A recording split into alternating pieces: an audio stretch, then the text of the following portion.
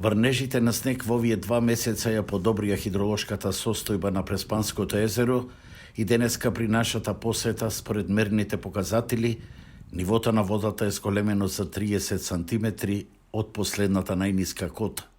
Сега останува да се види како ќе профункционира акцискиот план на експертите со краткорочни и долгорочни мерки, што владата го прифати и на општината Ресени додели 83 милиони денари за негова реализација. Имаме и краткорочни и долгорочни мерки што треба да се реализираат во регионот за надминување на одредени негативни појави што го следија Преспанското езеро последниот период. Веруваме и ние, верува и експертската јавност и научната јавност дека со реализација на тие мерки активности ќе имаме позитивен исход на вкупната состојба. Но според приоритетите, најголемите зафати ќе бидат сосредоточени кон чистење на плажите, што ќе ги задоволи еколошките аспекти.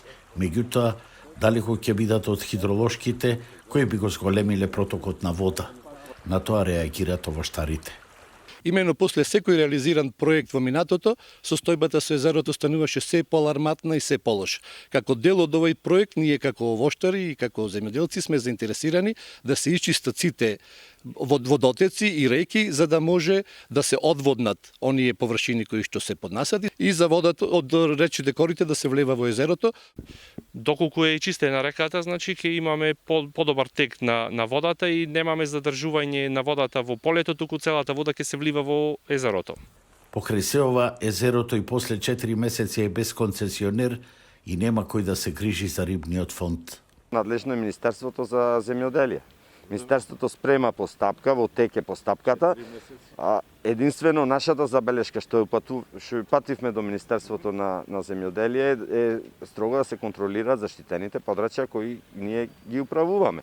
Зошто овој проблем во ресорот земјоделие се става под тепих, барем за сега е нејасно, особено што на министерот кој живее до самото езеро, работите му се случуваат пред очи. Без оглед на акцискиот план што владата го поддржа со 83 милиони денари за спас на Преспанското езеро, краткорочните и долгорочните мерки допрва ќе треба да си го кажат своето. Но едно е сигурно, во овој момент, бидејќи нема концесионер за очувување и стопанисување со рибниот фонд, ова езеро сега во моментов е како село без куќиња.